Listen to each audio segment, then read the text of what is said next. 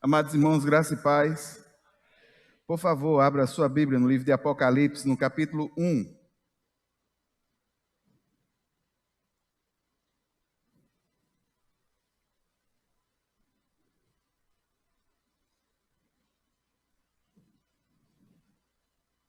Apocalipse, no capítulo 1, hoje nós vamos do versículo 9 ao 20.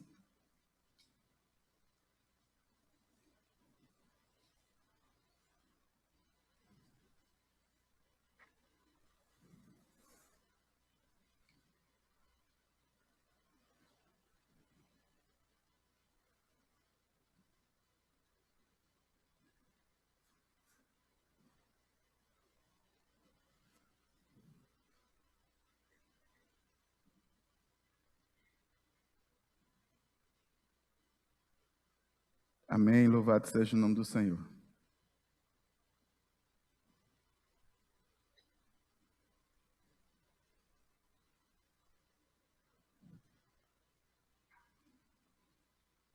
Vou esperar colocar ali na projeção, porque fica mais fácil. Cortou um pouquinho aí. Alguém semelhante a um filho de homem.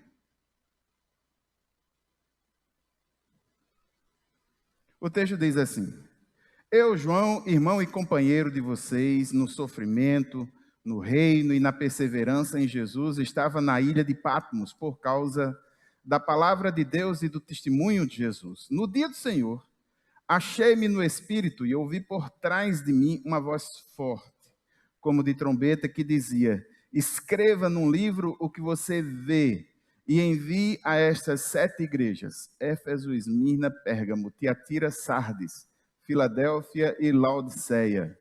Voltei-me para ver quem falava comigo. Voltando-me, vi 7 candelabros de ouro. E entre os candelabros, alguém semelhante a um filho de homem, com uma veste que chegava aos seus pés, um cinturão de ouro ao redor do peito. Sua cabeça e seus cabelos eram brancos como a lã, tão brancos quanto a neve. E seus olhos eram como chama de fogo, seus pés eram como o bronze numa fornalha ardente, e sua voz como o som de muitas águas. Tinha em sua mão direita 7 estrelas, e da sua boca saía uma espada afiada de 2 gumes. A sua face era como o sol, quando brilha em todo o seu fulgor. Quando o vi, caí aos seus pés como morto. Então ele colocou a sua mão direita sobre mim e disse: Não tenha medo, eu sou o primeiro e o último. Sou aquele que vive. Estive morto, mas agora estou vivo para todo o sempre. E tenho as chaves da morte e do Hades. Escreva, pois, as coisas que você viu, tanto as presentes como as que acontecerão. Este é o mistério das 7 estrelas que você viu em minha mão direita e dos 7 candelabros. As 7 estrelas são os anjos das 7 igrejas, e os 7 candelabros são as 7 igrejas. Amém? Curve a sua cabeça por um instante, vamos orar. Pai eterno e santo, Deus poderoso, muito obrigado, Senhor. Muito obrigado, porque de uma forma poderosa o Senhor tem falado aos nossos corações pela Tua palavra. E nesse momento, eu clamo por um grande milagre, que esse texto seja iluminado em nossa alma, em nossas mentes, nossos corações, e que nós possamos, Senhor, entender Tua santa, boa e perfeita vontade, e que haja mudança de vida. Pai, muito obrigado. É assim que oramos no nome de Jesus. Amém. Irmãos, nós chegamos agora no momento em que se começa a falar de uma forma mais profunda através de símbolos. E aqui eu gostaria de dizer aos irmãos que os números e os números no texto de Apocalipse têm um significado não apenas quantitativo, mas sobretudo simbólico e qualitativo. E aqui nós vamos ver a incidência de alguns números, e esses números têm uma representação diferente. A primeira pessoa que observou esse contexto de uma outra forma foi um teólogo chamado Charles Frederick Wishart. Ele escreveu um livro chamado The Book of the Day, que é um livro de estudos sobre Apocalipse, só que enfocando a questão dos números, enfocando a questão dos símbolos. Outra pessoa que estuda isso profundamente é alguém chamado Ray Summers. Ele também escreveu um livro sobre Apocalipse, só que dentro do contexto judaico, vendo a questão dos números, o que os números simbolizam nessa cultura, na cultura judaica. Nós precisamos entender que esse livro, ele parte da cabeça de um judeu. Nós precisamos entender que a literatura apocalíptica é uma literatura que ela em si necessita desses símbolos. Por quê? Porque se um soldado romano pegasse a carta de João, ele não ia entender absolutamente nada. Mas se alguém da igreja primitiva pegasse essa carta, haveria de reconhecer esses símbolos, por causa da cultura e de onde esses símbolos partem. Então, nós vamos ver, por exemplo, que os números eles têm um registro diferenciado. O Dr. Wishart, ele diz, por exemplo, o número 1 é um número que aqui em Apocalipse a gente não vê tanto, mas em relação a toda a Bíblia, o número 1 sempre tem esse sentido de unidade, o sentido de existência independente. Aí você pode olhar para mim e dizer, pastor, isso é numerologia? Não, numerologia é um ramo da nova era, está ligado ao espiritismo. E a ideia da numerologia é que os números influenciam o destino das pessoas. E nós percebemos que não é isso.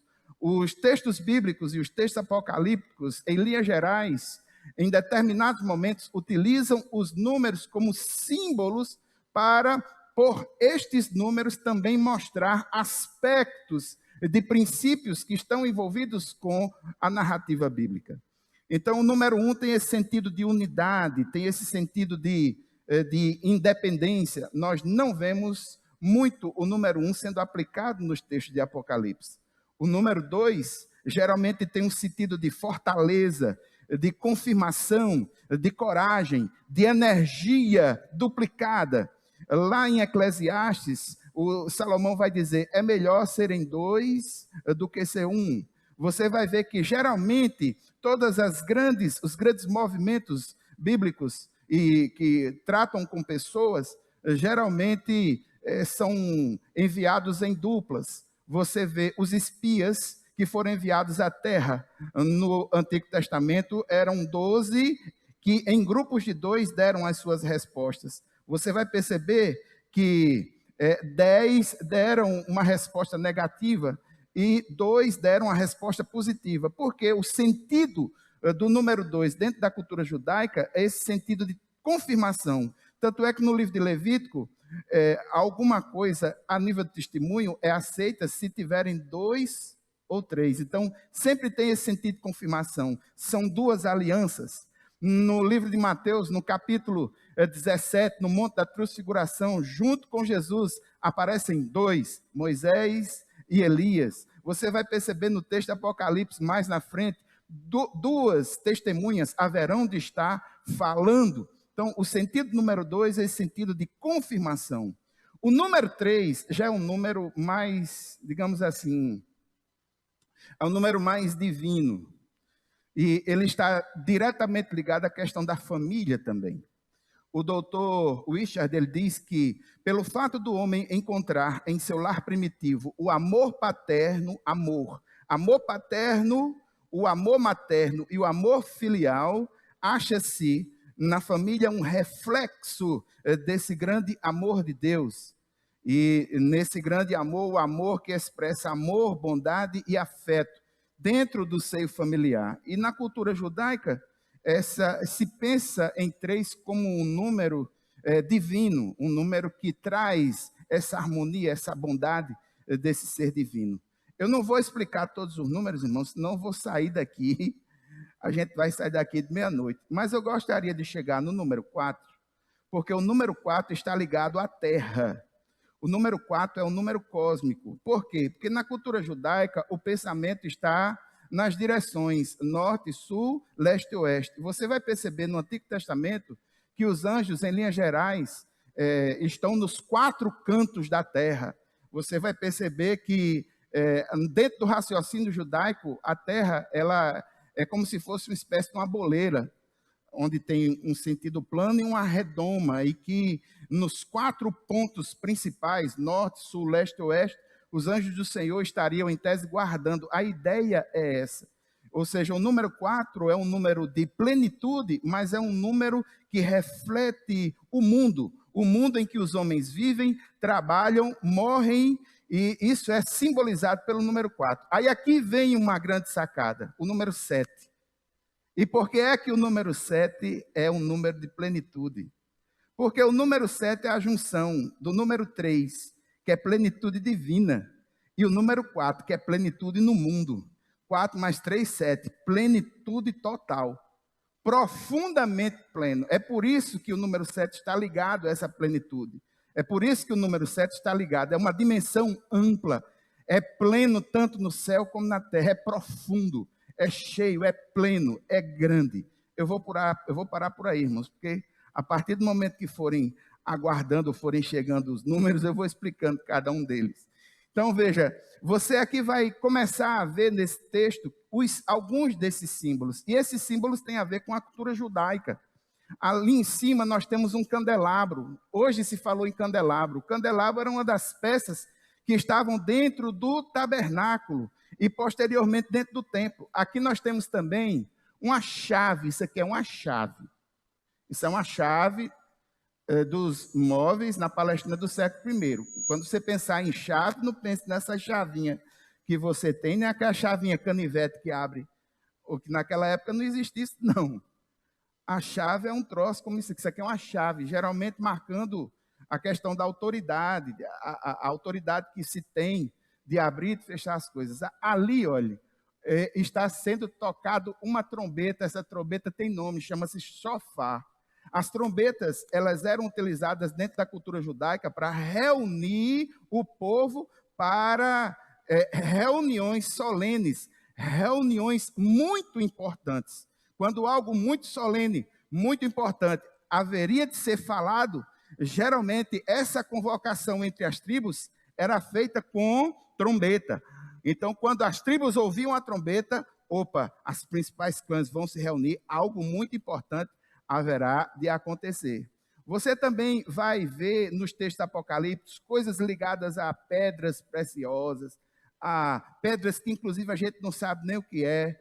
Eu só quero lembrar, irmãos, que no peitoral do sumo sacerdote, cada nação de Israel está em seu peito representado por uma pedra preciosa, e em cada pedra preciosa o nome de uma das tribos, das 12 tribos de Israel. Os símbolos que são utilizados em Apocalipse, eles não são colocados a esmo. A leitura e a base de onde isso vem é da teologia bíblica mesmo, sobretudo no Antigo Testamento. É por isso que tem que conhecer profundamente o Antigo Testamento para que esses símbolos possam ser compreendidos pela igreja. E da cultura judaica na simbologia dos números. O que é que os números simbolizam? Aqui embaixo, o tabernáculo. E aqui a parte externa do tabernáculo, e a gente vai ver muitos elementos do tabernáculo aqui nos textos apocalípticos. Vamos lá, o que é que nós temos hoje? Em primeiro lugar, a situação de João. Como é que João está? Veja só, irmãos, que coisa fantástica. O texto começa, eu, João, irmão e companheiro de vocês, em 3 coisas como companheiro: no sofrimento, no reino e na perseverança em Jesus. Estava na ilha de Patmos por causa da palavra de Deus e do testemunho de Jesus. Aqui algo fantástico, inusitado. João não se apresenta como apóstolo. João não se apresenta como um grande referencial. João não se apresenta como alguém que quisesse ouvir pessoas aplaudindo a ele. Não, João não se sente melhor do que ninguém. João não se enaltece pelo fato de estar recebendo uma revelação tão profunda do Senhor num tempo tão adverso. João, como um servo, se coloca de forma empática são aqueles aos quais haverão de ler aquilo que está sendo registrado por ele. Ele se coloca como irmão, ele se coloca como um companheiro, porque João é um servo fiel, é um servo humilde, é um servo empático. E nesse espírito, você vai ver que desde o versículo 1, a palavra servo sempre tem sido uma tônica muito forte. Nesse espírito de servidão, João se iguala e diz: eu sou irmão de vocês, eu sou companheiro de vocês. E é interessante que ele é companheiro nas 3 principais coisas que essa carta haverá de ressaltar como eixo teológico. O primeiro é a questão do sofrimento. Repita comigo: sofrimento. A palavra, na língua original que está ligada à questão do sofrimento, que é eclipses, ele tem essa ideia de pressão, muita pressão, opressão, angústia, sofrimento. Irmãos, uma grande realidade e um grande eixo. O sofrimento faz parte da vida. Nós vimos aqui na teologia de Jó. E agora estamos vendo na teologia de Apocalipse, que é triste daquela expressão religiosa, que não reconhece o sofrimento como um fenômeno que faz parte da vida. Essa expressão religiosa que faz isso é uma expressão neurótica. O sofrimento faz parte da vida. Quero lembrar os irmãos que no livro de Mateus, no capítulo 16, versículo 33, Jesus nos deixou muito bem afirmado e convicto em nossos corações de que no mundo haveríamos de encontrar tribulações, pressões, angústias, dificuldades. E aqui João vai relatar para a igreja, irmãos, a igreja. O pastor Hernandes Dias Lopes, no seu comentário, ele foi muito feliz quando ele disse que a igreja, ela está no meio do conflito entre o reino de Deus e o reino das trevas. Só que, meu irmão, a igreja, ao longo da história, em todo o tempo, saiba disso, ela foi, sempre será atribulada, porque ela não é do mundo. Nesse momento, quando João escreve isso, João está numa ilha prisional. A ilha de Patmos é uma ilha prisional, é uma salina prisional. É possível que João tenha se levantado contra a adoração do imperador romano, porque naquela época passada o imperador se colocava como um deus. E ele exigia dos súditos a adoração. Foi aí um dos pontos onde a igreja primitiva sofreu muito. Por quê? Porque a igreja primitiva, ela tinha a certeza e a convicção que o único digno de ser adorado era o Senhor Deus Todo-Poderoso. E nesse contexto da adoração dos imperadores, a igreja diz não. E é possível que em função desse testemunho, e aqui a gente vai ver muito claro, João diz: olha, eu estou preso aí na ilha de Patmos por causa da palavra de Deus, por causa do testemunho de Jesus. Havia pressão sobre a igreja primitiva, havia pressão sobre João. Roma oprimia a igreja. A tribulação é uma realidade. E essa tribulação, irmãos, esses sofrimentos, elas ocorrem até hoje. Nós estamos no meio de uma guerra, só que como guerra, nós somos luz. E como guerra, o comandante que está à frente da nossa tropa, ele não perdeu, não há de perder. Não há de perder. Mas o outro eixo que a gente vê aí é o eixo do reino. Perceba, eu, João, irmão e companheiro de vocês, no sofrimento, no reino. Irmãos, quando Jesus esteve aqui, o que ele pregava era acerca do reino. Quando ele vem, inicia-se o reino. Numa perspectiva apocalíptica de já, ainda não. Já por quê? Porque o reino já começou. Ainda não porque falta ser consolidado nele. O reino já começou. E aqueles que fazem parte da igreja entendem perfeitamente que as dádivas do reino já estão acessíveis àquele que colocaram a sua fé em Cristo Jesus. A igreja é o povo sobre o qual o reino já veio e que vai herdar o reino quando o Senhor Jesus vier em sua plenitude, na sua posição atual, brilhando com a luz de Cristo. É por isso, irmãos, que pessoas nos odeiam. Porque nós estamos num mundo que é treva. A igreja, como luz, ela incomoda.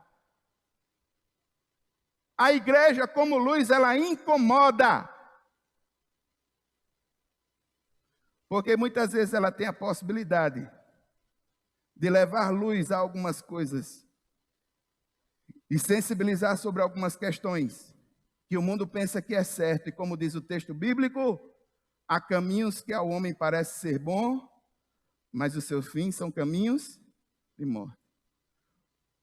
Mais uma vez, agora pela segunda vez, hoje, em tese, na Comissão de Direitos Humanos, aqui no Brasil, era para ser dado início a um processo para análise do chamado Estatuto das Famílias do século XXI, um projeto de um deputado, que eu não vou falar de qual partido, mas ele traz uma releitura daquilo que ele entende ser família.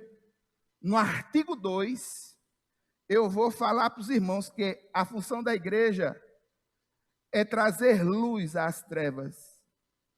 E aqui está a definição que, em tese, muitos procuram empurrar a goela abaixo na sociedade brasileira, uma releitura da família, não acatando mais a família nos moldes como você, cristão, entende que é família.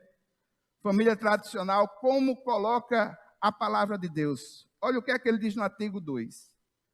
São reconhecidas como famílias todas as formas de união entre duas ou mais pessoas para este fim, se constituam e que se baseiem no amor, na socioafetividade, independente de consanguinidade, gênero, orientação sexual, nacionalidade, credo ou raça, incluindo seus filhos ou pessoas que assim sejam consideradas.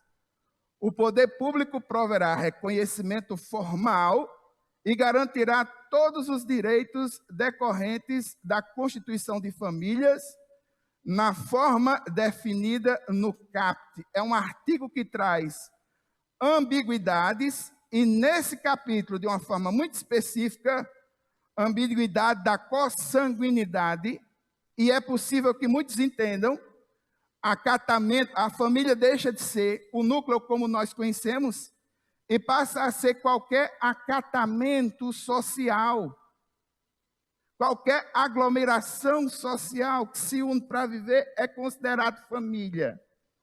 Irmãos, me perdoe, mas o conceito bíblico não é esse, não. Mundo, me perdoe, mas eu não tenho tempo para isso, não. Não tenho tempo para isso, não. É por isso que a igreja incomoda. Está errado.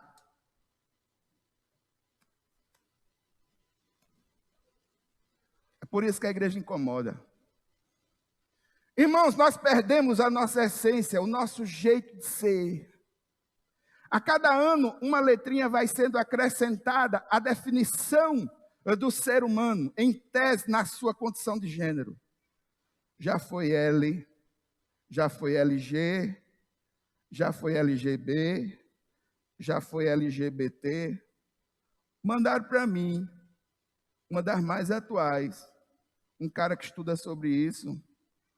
Agora são 72 gêneros, em 15 ramificações. A sigla é LGBTQQICAPF2K+. Cada um, lésbica, gay, bissexual, transgênero, queer, questionando, intersexual, curioso, assexuado, agênero, aliado, pansexual, polissexual, família e amigos, dois espíritos e kink. Isso se distribui em 72 sub-ramificações. Me perdoe, irmãos. A palavra de Deus diz, homem e mulher, macho e fêmea crioulo. Pode doer o que for. É por isso que a igreja incomoda como luz. Porque quando se depara com as trevas, mas irmão, é amor, É amor em nome do amor, um falso amor. Um amor que vem recheado de hipocrisia. É por isso que a igreja incomoda, porque ela, como luz, confronta as trevas. E as trevas, elas vão reclamar, com certeza.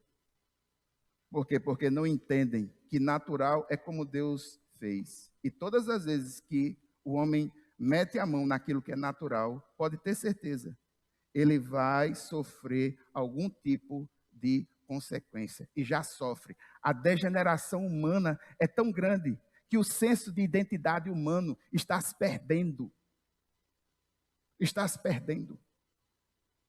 É por isso que nós somos incômodos. E nós somos um incômodo para muita gente.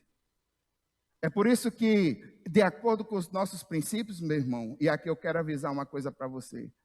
Se pegue com Jesus, porque mais dia ou menos dia, nós, como igreja do Senhor, vamos estar sendo confrontados em muitas coisas, em muitos princípios, em muitas coisas que para nós é ponto pacífico.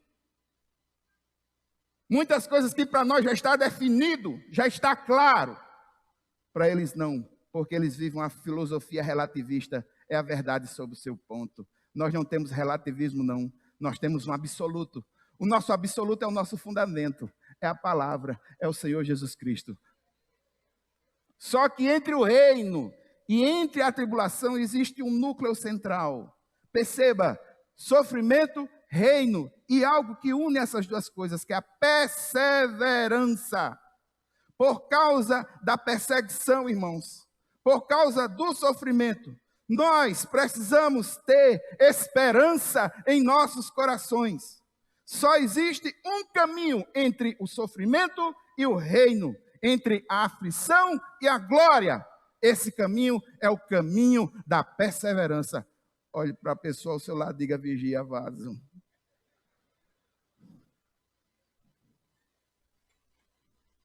Perseverar. Abra sua Bíblia no livro de Romanos, no capítulo 5.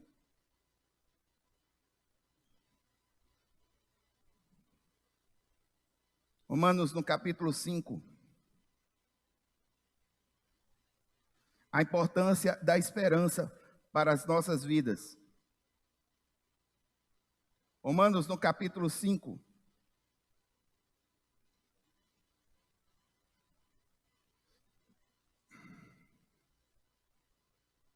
Romanos, no capítulo 5, o texto diz: tendo sido, pois, justificados pela fé, temos paz com Deus, por nosso Senhor Jesus Cristo, por meio de quem obtivemos acesso pela fé a esta graça, na qual agora estamos firmes e nos gloriamos na esperança da glória de Deus.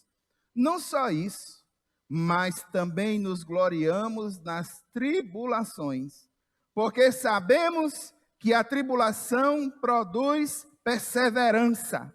A perseverança, um caráter aprovado. O caráter aprovado, esperança. E a esperança não nos decepciona, porque Deus derramou seu amor em nossos corações por meio do Espírito Santo que Ele nos concedeu. Irmãos, a chama da esperança precisa ficar acesa em nossos corações. Essas chamas permitem que nós levantemos a cabeça e que perseveremos nesse caminho. E precisamos muito dela, porque o sofrimento está aí, mas o reino nos aguarda. Amém? Ele está preso na ilha de Patmos, coitado. E aqui uma coisa fantástica que eu vejo nesse texto. Eu não sei se você sabia, mas é possível, é razoável entender que o João, que está escrevendo essa carta, ele já esteja velho demais. Ele deve ter mais de 86 anos de idade.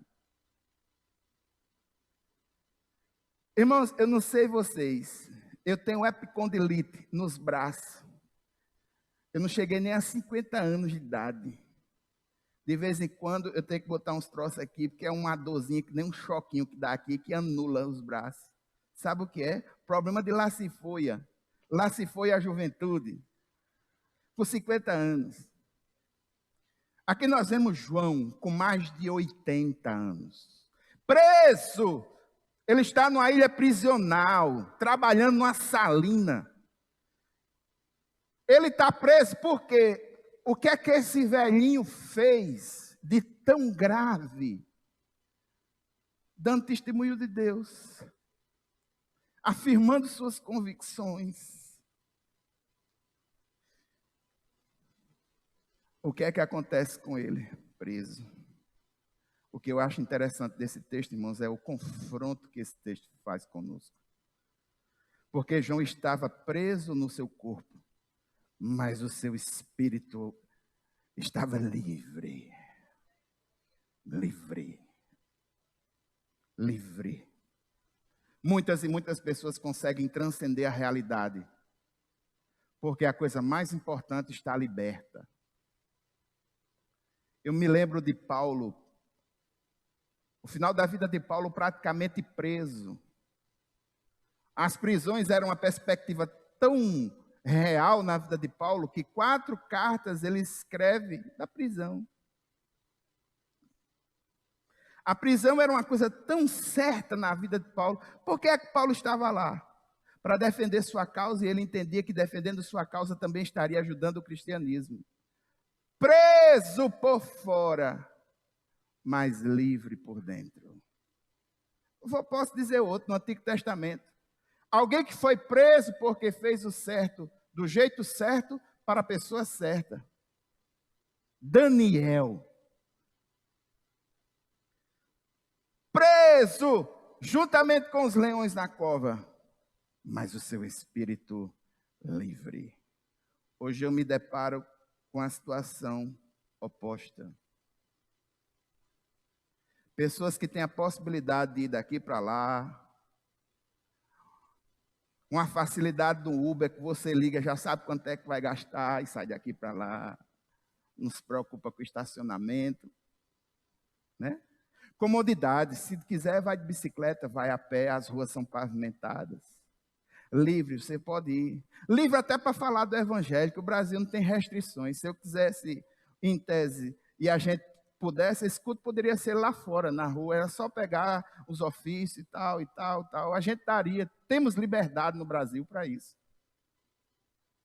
Mas, infelizmente, irmãos, a quantidade de pessoas que são livres no corpo, mas interiormente são presas, é muito grande. Presas pelo medo, presas pelos seus traumas, pelas suas dificuldades, circunstâncias que lhes travam, porque o medo trava as pessoas. Esse velhinho aí, ele não estava preso, não. O seu corpo podia estar preso, mas ele estava muito livre. E na sua liberdade acontece algo fantástico. Versículo 10. No dia do Senhor, irmãos, o dia do Senhor aqui, e essa expressão já aponta para o domingo. No livro de Atos, no capítulo 20, no versículo 7, já era uma prática da igreja primitiva se reunir no domingo e fazer do domingo o seu dia de culto mais especial. Então, no domingo, sabe o que é que acontece com esse João? No domingo, no primeiro dia da semana, o dia em que todos se reúnem, ele está preso, coitado, no corpo, porque o seu espírito está livre. Ele diz, achei-me no espírito. Ou seja, ele está no momento de êxtase espiritual. Que coisa fantástica desse velhinho. Porque, irmão, esse velhinho, ele tinha todas as indicações de estar se lamentando, de estar se maldizendo. Ele tinha todas as orientações, as circunstâncias lhe davam um álibi para que ele dissesse, eu estou preso aqui nesse lugar, estou esquecido pelos meus, será que valeu a pena? Não, sabe o que é que acontece com ele? A intimidade com Deus é tão profunda que mesmo preso, interiormente ele está livre. Nesse momento que eu acredito, e é razoável entender isso, momento em que ele, muito provavelmente louvando ao Senhor, ele é repassado pelo Espírito a uma dimensão mais profunda. Achei-me no Espírito, um momento de profunda êxtase espiritual. Aí ele ouve um chamado solene. E aí vem os símbolos. O texto diz: ouvi por trás de mim uma voz forte, como de trombeta. Não é que a voz do cara parecia só trombeta. Isso é um símbolo. E está ligada ao chofar do Antigo Testamento. Essa voz, como voz de trombeta, é porque é uma condição solene aquilo que está sendo falado. É importante, é solene, ouve-se a trombeta porque é algo importante, solene. Essa voz como voz de trombeta, importante, ela me diz algo fantástico. Registre, escreva e envie. Olha só, escreva num rolo, e na língua original é mais coerente entender, não como livro, mas como rolo. Escreva no rolo o que você vê e envie a estas igrejas. Ou seja, faça algo. O espírito de João está livre. E o que é mais importante, João tem uma missão no seu coração. João está vivo, ativo, recebendo do Senhor, no momento difícil de sua vida, coisas que ninguém até aquele momento tinha recebido e agora ele está recebendo. Quem é que está falando com ele? Olha que coisa maravilhosa, fantástica descrição. Porque quando ele ouve essa voz, a ideia que ele tem, e essa voz veio de trás para que não haja confusão, para que ele possa perceber o imagético que está por trás dele. Quando ele ouve essa voz, que ele pensa que vai ver claramente a pessoa que lhe chama, ou a pessoa que fala com ele, quando ele se vira, ele vê coisas, ele não vê pessoa logo. Ele vê candelabro. Ele voltou para ver quem encontrou o quê. E aqui, irmãos, uma grande lição da carta de Apocalipse para nós. É necessário ter mais respeito com a igreja do Senhor. A igreja do Senhor é a noiva do Cordeiro. Aqui o texto de Apocalipse vai fazer essa associação. O Senhor Jesus é o noivo. Antes de ver Jesus, João vê a igreja, que são os candelabros. Antes de ver Jesus, que é o noivo, João viu a igreja, a noiva. E aqui uma grande sacada teológica importante para nós. O mundo vê Cristo, irmãos, através da igreja. E o mundo vê Cristo no meio da igreja. E algo importante para nós hoje. A circunstância pode ser adversa, como for. Nos reunimos no nome dele e há uma promessa. Acredite você ou não, quando nos reunimos no nome dele, ele está no lugar da reunião. Nós nos reunimos hoje no nome do Senhor Jesus. O Senhor Jesus está aqui neste lugar. A igreja, irmãos, nos faz pensar na importância de Jesus. E hoje eu gostaria que você pensasse na importância da igreja. Eu sei que é uma igreja problemática. Eu sei que é uma igreja que tem dificuldades.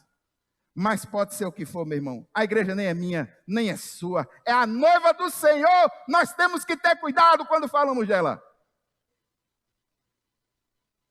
A igreja, ninguém verá Jesus em glória, se esses conhecimentos, isso que for falado, não partir da igreja do Senhor.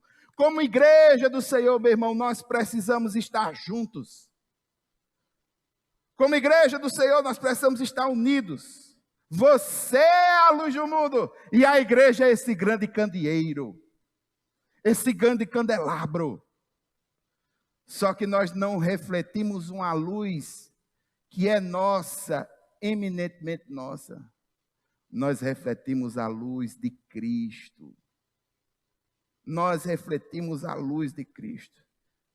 E se nós estivermos nas mãos dele, e se nós estivermos sempre na presença dele, ele é a fonte, a igreja estará brilhando. Aí veja no versículo 13.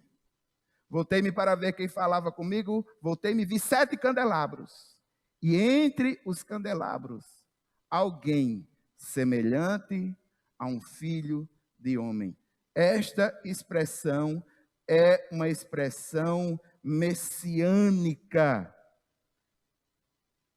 Esse título é um título que tem como referência o livro de Daniel. Era uma expressão que era aplicado ao Cristo, ao Messias, ao ungido de Deus. Só ele tinha condições de receber esse título, Filho do Homem. No Evangelho de Marcos é o título que Jesus mais utiliza quando fala sobre si mesmo no seu relacionamento com Deus. É um título messiânico, é um título especial. Só que a partir daqui, João começa a descrever aquele que está no meio dos candelabros, esse como um filho de homem. Ele começa a descrever. Aí ele mostra essa descrição começando pela sua veste, pelo seu cinto. O texto diz: com uma veste que chegava aos seus pés, um cinturão de ouro ao redor do peito. A veste é sacerdotal, o cinturão de ouro é real. Os 2 ofícios aqui representados, sacerdote e rei. Ele conduz a Deus como sacerdote, e ele reina e haverá de instaurar e consolidar o reinado do Pai. Segue a descrição a partir do outro versículo. Vamos a essa descrição bem devagarinho. O outro elemento é a cabeça. A sua cabeça e os seus cabelos eram brancos como a lã, tão brancos quanto a neve. A cabeça, isso aí, o referencial ainda é o livro de Daniel. No livro de Daniel, no capítulo 7, fala sobre isso. E isso, essa representação da cabeça e os cabelos brancos, está ligada à divindade, que é o ancião de dias, o Deus, o divino, está ligada à santidade, está ligada à eternidade. Um homem com cabelos brancos é símbolo de sabedoria e de dignidade. Vamos para os olhos. Seus olhos eram como chama de fogo. Isso aí, João está querendo mostrar que o olhar do Senhor era de uma percepção penetrante. Está ligada à onisciência. É um Deus que a tudo vê e é o justo juiz, de onde tudo diante dele se desnuda. Seus olhos como chamas de fogo. Aí parte para os pés, versículo 15. Os pés como bronze numa fornalha ardente. Os pés como bronze simboliza a estabilidade desse Cristo. Ele é potente, ele é estável, ele é forte. O referencial é o livro de Daniel, a estátua que é levantada. O referencial da estátua que é levantada lá no livro de Daniel, os pés dela é de barro, porque o reinado humano mundano ele é instável. Mas o reino do Senhor, e ele como rei, esse Cristo se coloca como estável, como autoridade. O seu pé é de cobre, e esse cobre está quente. A figura do fogo no Novo Testamento, sobretudo no texto de Apocalipse, está ligada à questão do juízo. ele é potente, o seu olho é um olho de juízo, os seus pés caminham para a justiça, e ele está ali, estável, firme e forte. A sua voz é como um som de muitas águas, ou seja, é voz de autoridade, é voz potente, é uma voz inigualável. Irmãos, quando o Senhor fala conosco no íntimo do nosso ser, e a gente percebe que o Senhor está falando conosco, é uma voz indubitavelmente forte dentro de nós. Só que nesse caso, essa voz haverá de ser reconhecida, porque ele não está vindo mais, ele não virá mais de forma pequena. Quando ele vir, todo olho verá, a sua voz é posicionada, é potente, é forte. Versículo 16 fala sobre a sua mão. A mão direita é a mão da ação, é a mão com que se age, é a mão que governa. E em linhas gerais, é o lado onde se honra as pessoas. Ele tinha em sua mão direita 7 estrelas. Ou seja, ele coloca, ou ele está na sua mão, o governo daquilo que está ligado a essas 7 estrelas, que também está ligado aos candelabros. Versículo 16 ainda, a sua boca. Da sua boca saía uma espada afiada de 2 gumes. Irmãos, a espada afiada de 2 gumes é a palavra de sentença desse Cristo. Ele não está agora falando sobre o evangelho da graça, não. Agora ele está tecendo um juízo, a arma de guerra desse Cristo é a espada que sai da sua boca. Ele agora está proferindo sentenças judiciais que não podem ser mais contestadas. O seu rosto, versículo 16, seu rosto era como o sol, quando brilha em todo o seu fulgor. Não é difícil João reconhecer isso. Sabe por quê? No livro de Mateus, no capítulo 17, o Senhor Jesus se transfigurou diante deles. Então, ele já tinha uma ideia do que era a glória do Senhor.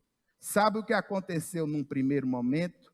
Quando João e os outros 2 discípulos viram Jesus na transfiguração em Mateus 16, caíram. Quando levantaram a cabeça, não havia ninguém, só Jesus. Sabe o que é que vai acontecer quando João vê tudo isso? A mesma coisa, meu irmão. Ele cai. Versículo 17. Quando o vi cair, eu quero dizer uma coisa para você, bem simplesinha. Meu irmão, não tem como você estar diante da glória de Deus e permanecer como está. E não é o primeiro que faz isso, não. No livro de Isaías, no capítulo 6, no versículo 5, depois que Isaías viu a glória do Senhor, ele caiu em si, arriou. No livro de Ezequiel, no capítulo 1, quando Ezequiel vê aspectos dessa glória, ele tem a mesma atitude. Daniel tem a mesma atitude também, quando ele percebe a glória do Senhor, ele cai. Na transfiguração, quando os 3 que eram mais próximos do Senhor Jesus, o Senhor se mostra em glória, eles têm a mesma atitude. Meu irmão, quando nós estamos diante da glória de Deus, a atitude deve ser de respeito e de reverência. É por isso que não fica em pé. Tem que se ajoelhar. Não fica em pé. João ouviu, versículos 9 a 11. João viu, versículos 12 a 16. João fez. O que foi que ele fez? Caiu. Não tem como, meu irmão. É possível, meu irmão, que se eu tivesse na situação dele, além de cair, eu tivesse desmaiado.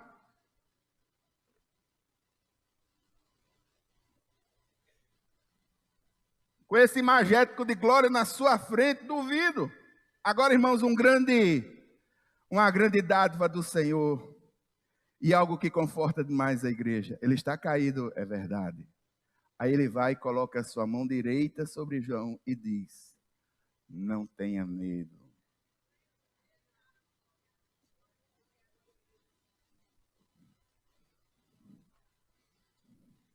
Me permita chorar um pouco.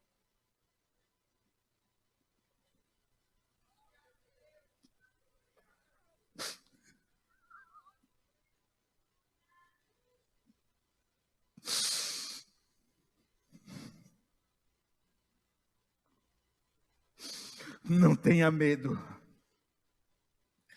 E ele coloca a sua figura de controle, ele mostra as suas características. Não tenha medo, João. Não tenha medo, eu sou o primeiro e o último. A mesma coisa dizer, eu sou o alfa e o ômega. João, eu estou no controle, João, eu estou no controle, João, não tenha medo. João, eu estou vivo, João. Eu estou vivo. Você já sabe disso, João. Porque depois que o Senhor ressurgiu dentre os mortos, ele passou mais de 40 dias na terra. Ele serviu pão. Ele se mostrou em reuniões fechadas.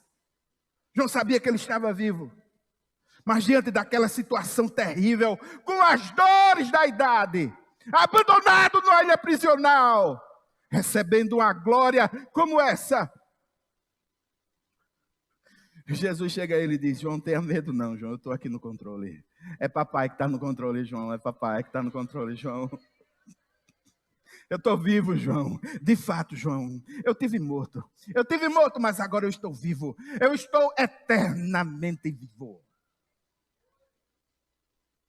E ele tem autoridade plena.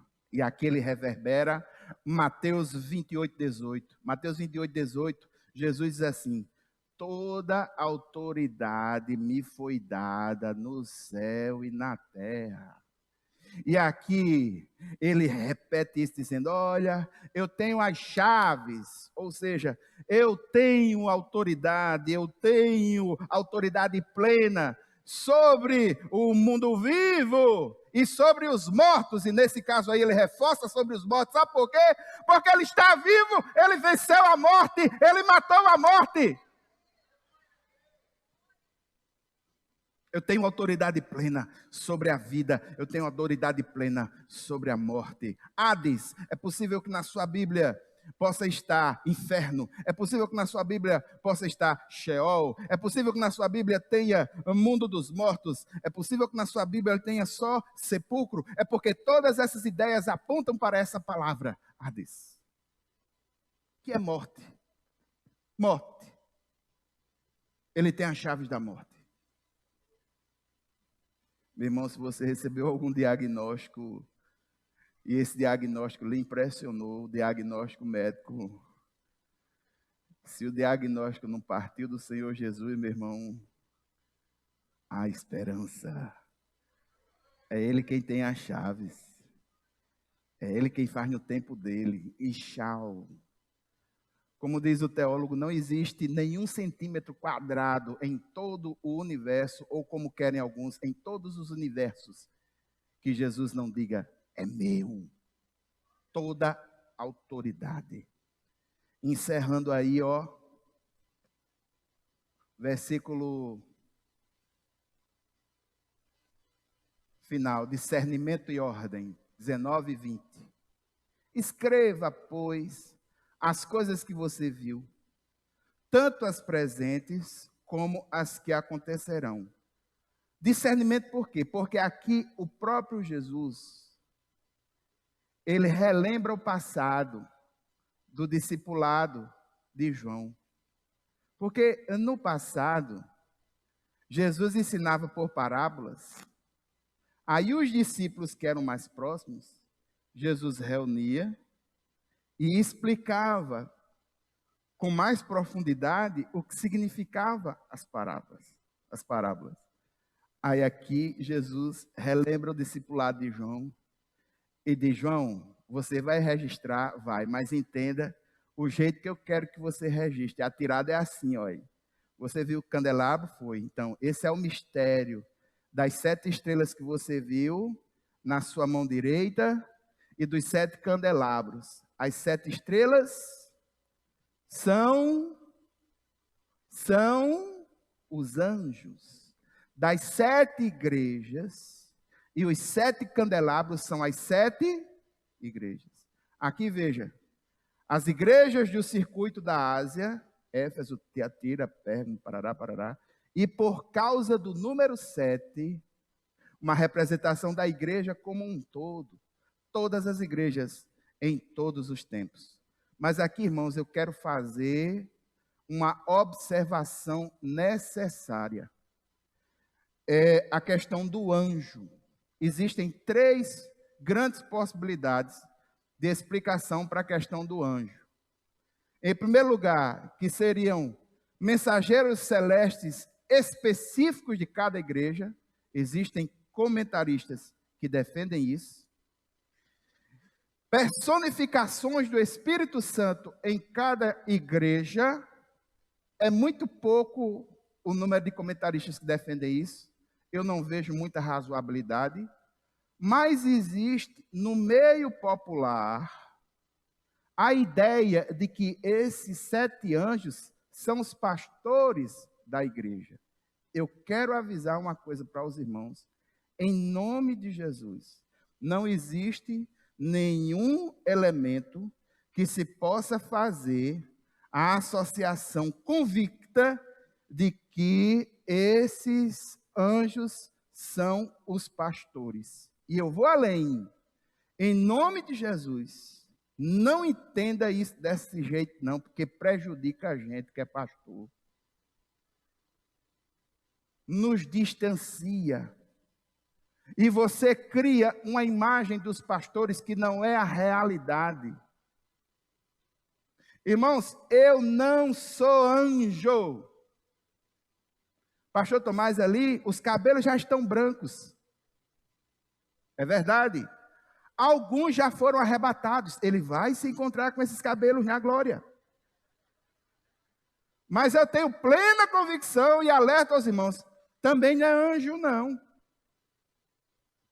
Porque essa figura, sendo ligada ao pastor, cria uma expectativa que é antibíblica e irreal, e é um magético que retira a nossa humanidade. Eu não sou anjo, eu tenho sentimentos, eu me iro, eu voto, eu erro. Eu sou um ser humano. E essa figura despersonaliza, retira a identidade humana daquele que está à frente. Nós falhamos, eu decepciono, porque eu sou um ser humano, eu não sou um anjo.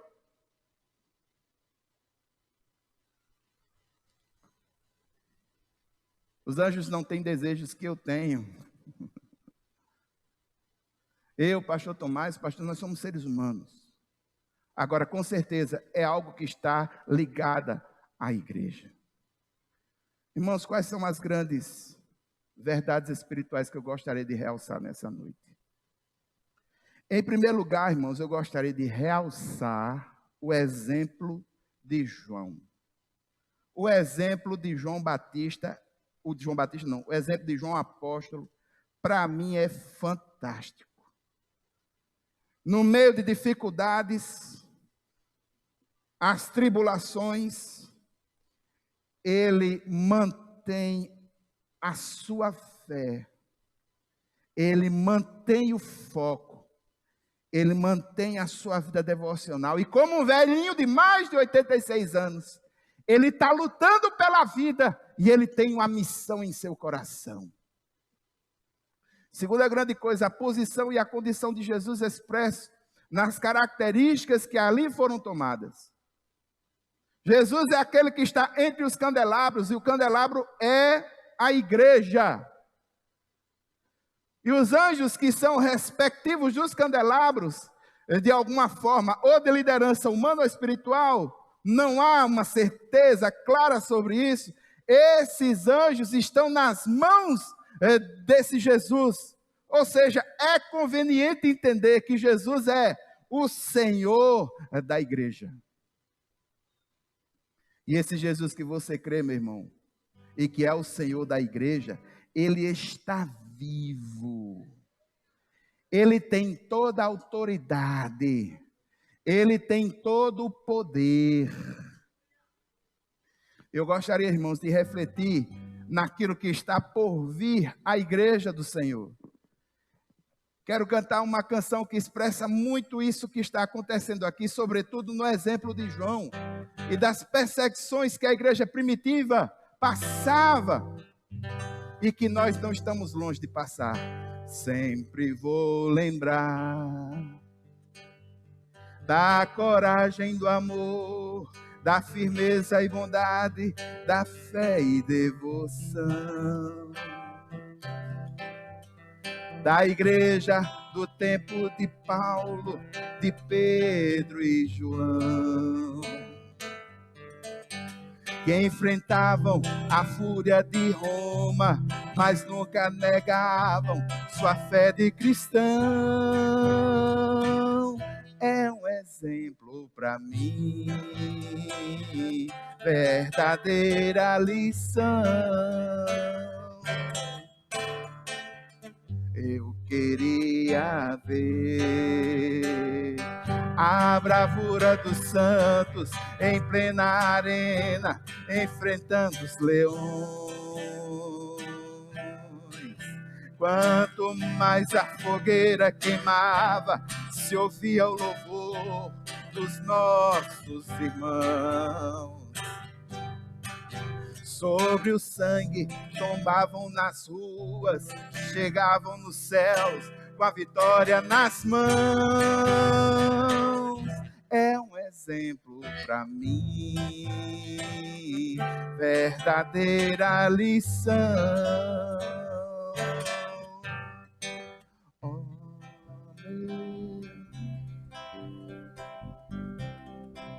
reaviva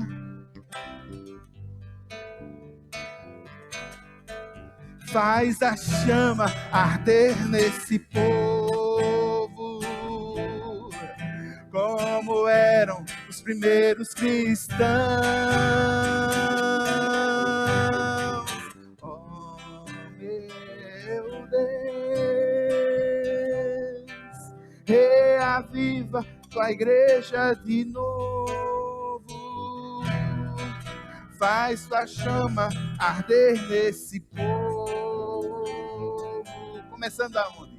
Começando em meu coração. Mais uma vez o coro. Oh, meu Deus, reaviva tua igreja de novo. Faz arder nesse povo. Como eram os primeiros cristãos. Oh, meu Deus, reaviva tua igreja de novo, faz a chama arder nesse povo. Começando em meu coração.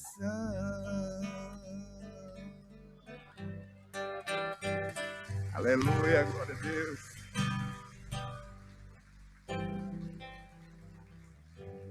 Gostaria de pedir que você ficasse em pé nesse momento. Nós vamos encerrar com oração.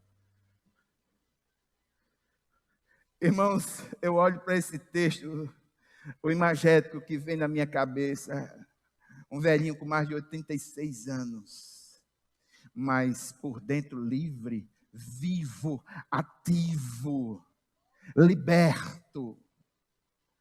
Irmãos, muito de nós, às vezes uma pequena besteirinha que ocorre durante o dia, ou alguma questão que não tem tanta importância e que facilmente poderia ser contornado, às vezes toma dimensões tão grandes e a gente perde a paz, perde a fé por coisas tão pequenas, por coisas tão banais.